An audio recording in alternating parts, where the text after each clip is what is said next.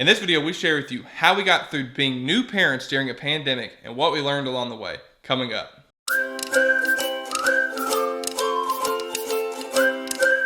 Before Avery was born, I went into, I guess you could say, motherhood, thinking all of these things. That I was gonna breastfeed until she was 1 year old, that we were never gonna let her watch TV, never let her have sugar, things like that. But as you actually become a parent, at least how this was for us, so many things changed. For instance, whenever she was first born, she was breastfed for the first week or two. And then when we brought her to the doctor, she started not gaining weight. Like, she wasn't back to her birth weight when she should have been. She was losing weight. Yes, she was losing weight. So so come to find out, I wasn't producing milk. I wasn't producing enough milk for her because there was a lot of things going on. My grandmother died, who I was very close to, whenever she was 2 or 3 weeks old. So I had to end up stop breastfeeding. And that was when I got really depressed. I ended up having postpartum depression. I was never necessarily diagnosed with it, but I realized I had it. It was from all of these things going on. And whenever I first realized I had it, something I learned is that I wished I would have talked to somebody. I wish I would have talked to my doctor or a therapist or something, because I went through that for probably almost a year. That's how long it lasted.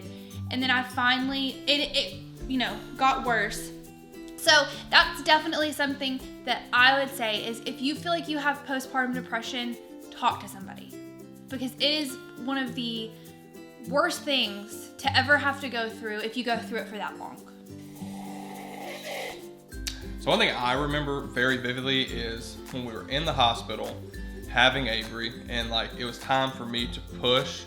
They called. It was time for you to push? Time for her to push. I might as well have been pushing. So you pushed. I was gagging and throwing up. I was so nervous. They called me over and they had me hold a leg. It's like they needed. I'm like, why don't y'all have other doctors for this? Why do y'all want me involved? So anyways, I gotta grab a leg and we're like, push, and anyways, I was tripping. But something else that you were tripping about that I didn't know about is her heart rate was dropping whenever I was pushing, because the cord was wrapped around her neck. So yeah, so every time she would start to push, it would cut off Avery's something, and she would start cut her ear off. Cut something off. I don't know. I'm not a doctor, but point is, she was about to die. But after that, I remember just even when we had to leave, I was deathly afraid to get in the car and to even drive with the baby in the car, because I'm used to, whipping down the interstate 90 miles an hour. I'm just kidding. But I'm used to driving by myself, so I was driving like a grandpa on the way back. It took us an hour to get home compared to 30 minutes. I just felt like I was gonna hit everything. I was just so nervous. I was it's like I'd never drove before. I was scared I was gonna run into the median or another car or anything, man. It was so bad. You know what? I got something to say. Stop. Another thing that really I had to learn after having Avery was to not listen to what everybody says and to not focus on what other parents are doing or how other people parent their kids. After I had to stop breastfeeding Avery and I, started getting depressed and stuff, something that really would trigger that was social media. Getting on Facebook and seeing friends that I had a baby around the same time that I had Avery, and I would notice that they were still breastfeeding and that they did things differently than we did, and it made me think, do we need to be doing this, or are we doing something wrong? Am I a bad mom because I'm not breastfeeding Avery, or I'm not doing baby-led weaning or certain things like that? And I would focus on that a lot, trying to be like other people, when in reality I've learned you have to, you're yourself. You can't live up to anybody else's expectations, and sometimes you can't even live up to your own. That, especially before you have a baby and after you have a baby. That's something that I definitely learned, and I think that And not playing the comparison game. yes, Yeah, exactly. that's kind of what social media does. One of the things I definitely learned is people have made it seem like having a baby is the most expensive thing in the world.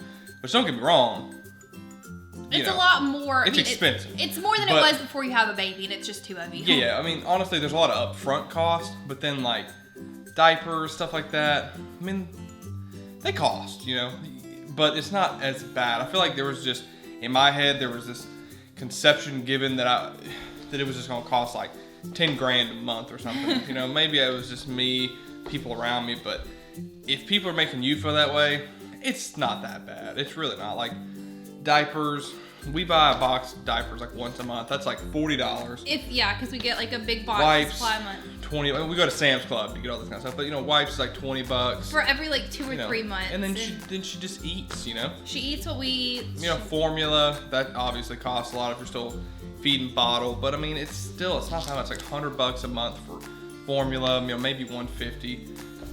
Point is, it's not near as bad. It's not as expensive after they turn 1 Oh, because yeah. they start Well- eating what you eat, and you don't have to really consider, you know, Yeah. feeding them formula and all You that. just kind of throw them a pile of chicken nuggets and let them go to town.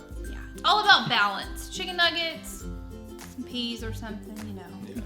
Whenever the pandemic started, like the whole thing happened, COVID-19. COVID. Avery was 6 months old. Before then, like whenever she was first born, the first month she was born, or like the first week she was born, we kind of freaked out and didn't want to bring her anywhere, and it wasn't even COVID yet. But then like after about a month, we started bringing her everywhere. We started bringing her to the mall. We'd go places because that's how we are. Like we are very on the go people, always going places. And then COVID-19 happened.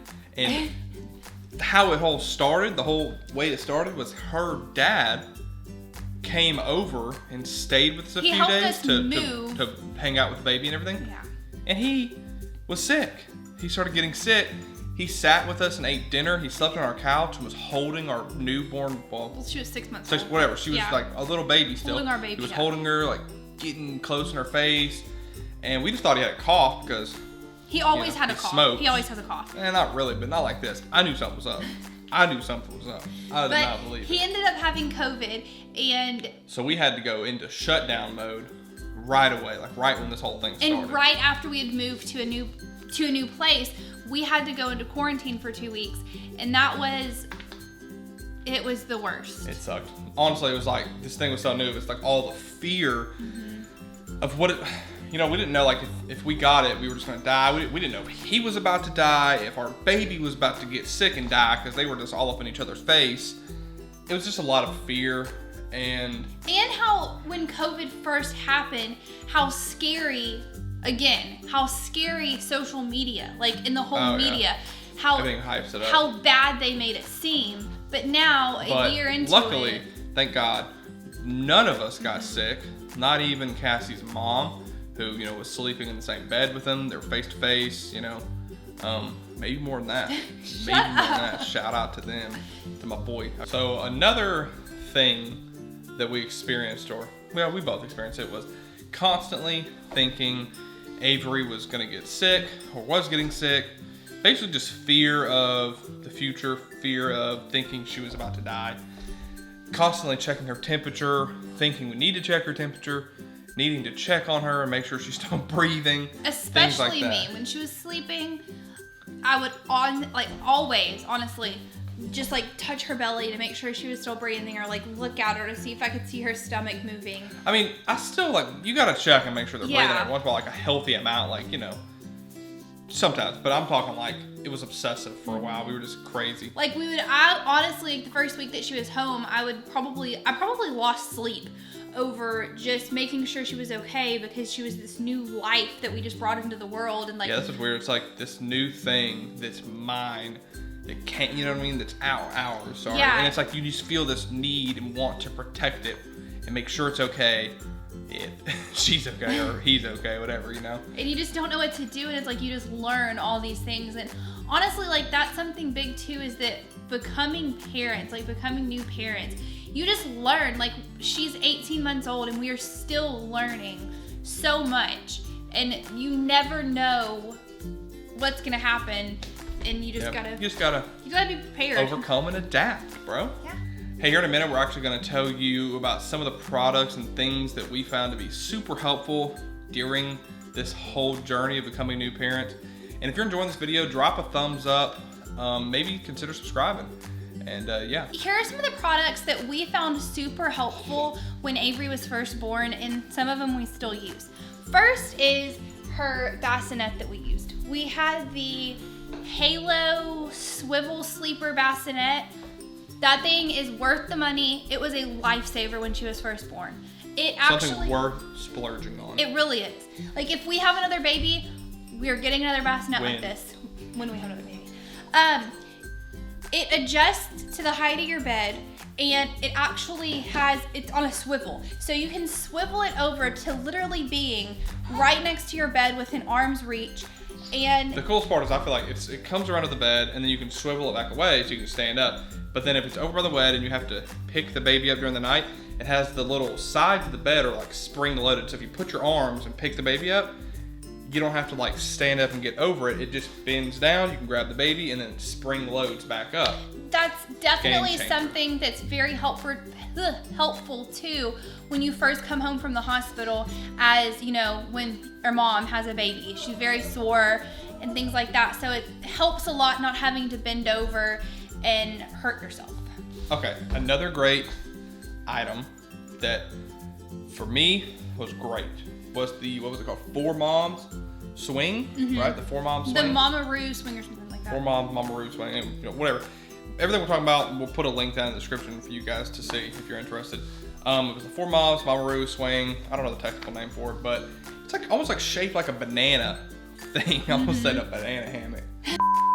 Anyways, you set the baby in there, pretty great, and it swings them. When Avery was really little and I would want to do something like play a video game, Cassie didn't want to have to watch the baby, she wanted to take a shower or something, I could set Avery in the swing, turn it on. You can also like plug music into it and stuff. Yeah, you can plug an aux cord into it, play music from your phone. But anyways, I could set her in there, play video games. She was almost always happy. Sometimes she would cry, and you know, I would either move her to where she could see the colors of the game I was playing, or just hold her. The other thing that honestly was way more used was the bouncy seat. I don't know what brand it was. We'll put a link, like I said. But that bouncy seat was the strat. Using that thing, we use it so much. Like she would sleep in it, and it's so light. You can just pick it up, carry her into the garage, or outside where you were, or say you were, you know, having a good old-fashioned barbecue. We'd set her outside. That's why we loved it too, because that we could bring outside, and we were always outside. Horrible.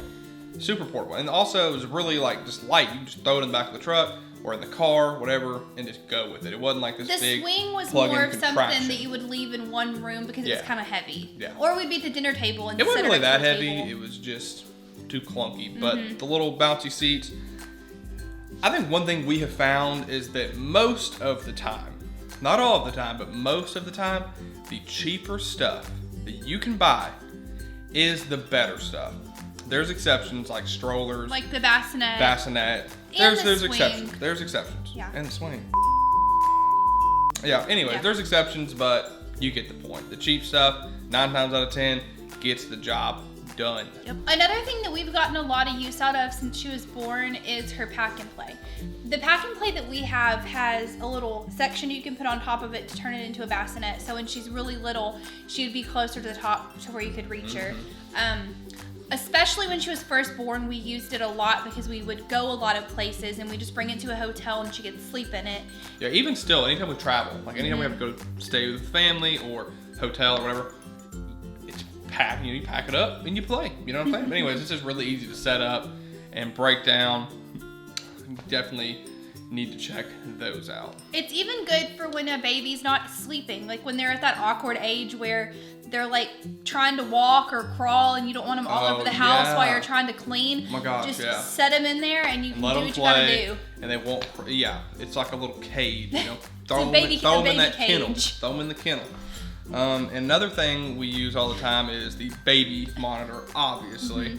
It is, the baby monitor that we have is Motorola brand. It's literally right there. We're using it right now. We use it all day, every day. Like if we're That's not true. Yeah, not all day, but we use it almost every day. Yeah. Well, we use it every day probably, but not all day. I mean, what do you think? We just put her in like in a basement, and we just put a camera on her. We just watch I didn't mean her. it like that. We put her in the basement. We put a camera on. We just watch her from a distance. Hey, to sum everything up, honestly, what we learned as new parents is to just take it easy on yourself, on your baby, on people around you. When people try to give you parenting advice, that's one thing we talk about. Take it easy on them. You know, everybody throws in their 2 cents. Just say thank you. Just like us, we're guilty of it. You know, just take it easy on everybody. Be relaxed. Having a baby is not near as bad as people make it seem. It's not as expensive. It's not okay, it's stressful. But point is, it's all gonna work out. Don't worry too much. And don't worry about what other people think of you. Just let it go. Let it go. Let it go. Avery likes Frozen. Okay. I like turtles. Baby ride in the back of your pickup truck like that. Exactly. You know, honestly, our baby rides in the back of the pickup truck because we want her to ride in the back of the pickup truck. I love you, sister. I love you, sis. Hey, if you enjoyed this video, click right here and watch our latest video. Consider subscribing, and we are out. Will you give everybody a kiss? Kiss.